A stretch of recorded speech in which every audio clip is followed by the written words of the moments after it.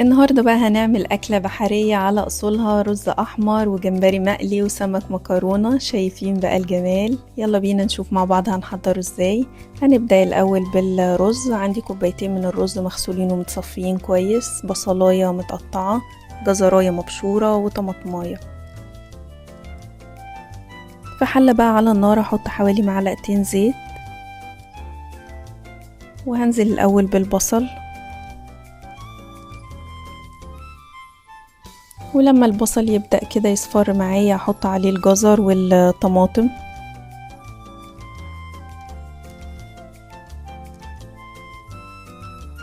وبعد كده بقى هنزل بالرز وهقلبهم مع بعض دقيقتين كده على النار عشان كله يتحمر في بعضه.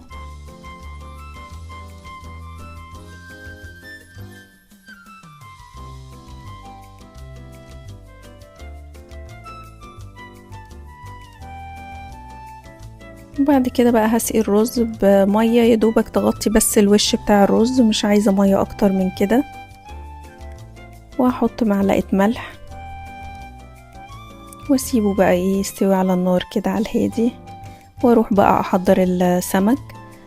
عندي هنا عصير ليمونة، معلقة توم مفروم، معلقتين شبت. التوابل عندي ملح وفلفل اسود وكمون وكزبرة، كركم، توم باودر وجنزبيل.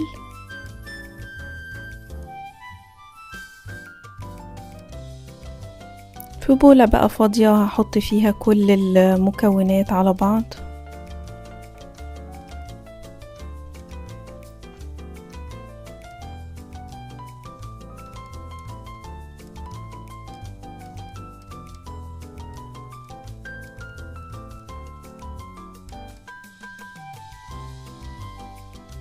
هقلبهم بقى كويس قوي، وابدأ بقى اتبل كده السمك واحدة واحدة.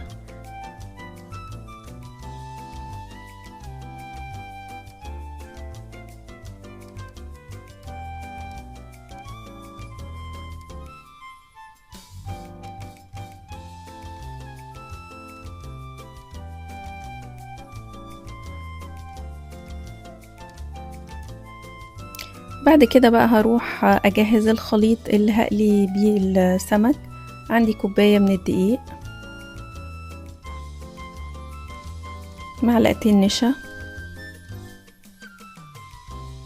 معلقة بيكنج باودر صغيرة،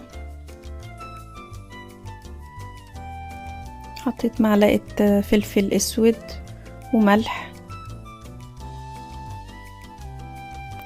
ومعلقة توم باودر، واقلبهم بقى كلهم مع بعض. هغلف بيهم بقى السمك، وهبدأ انزل كده واحدة واحدة في زيت مغلي.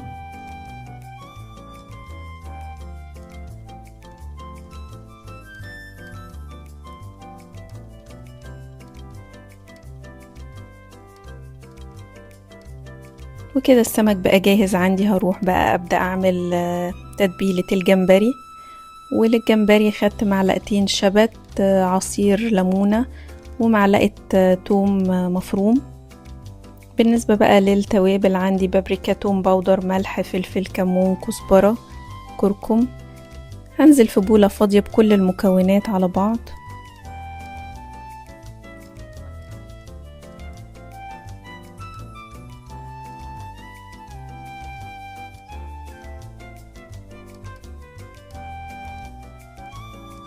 هقلبهم كويس، وبعد كده هحط بقى فيهم الجمبري.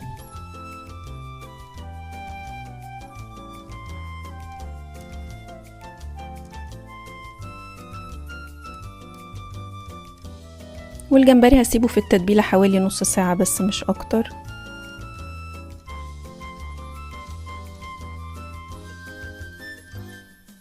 في الوقت ده بقى هروح اجهز الخليط بتاع التغليف بتاع الجمبري. عندي كوباية من الدقيق، ملح، بابريكا، فلفل اسود، كزبرة، توم باودر، كمون،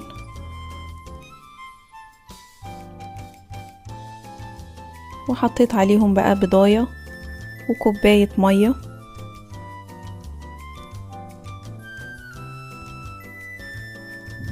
هقلبهم بقى كويس قوي، وممكن في الوقت ده يعني اضربهم في الخلاط مع بعض لحد ما يبقى خليط ناعم.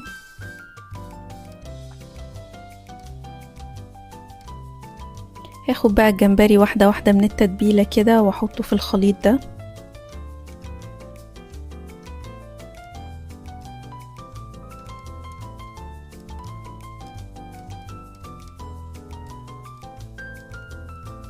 بعد كده بقى في نفس الخلطة بتاعة السمك، نفس تتبيلة الدقيق، هحط فيه الجمبري وابدأ بقى بعد كده اقلي.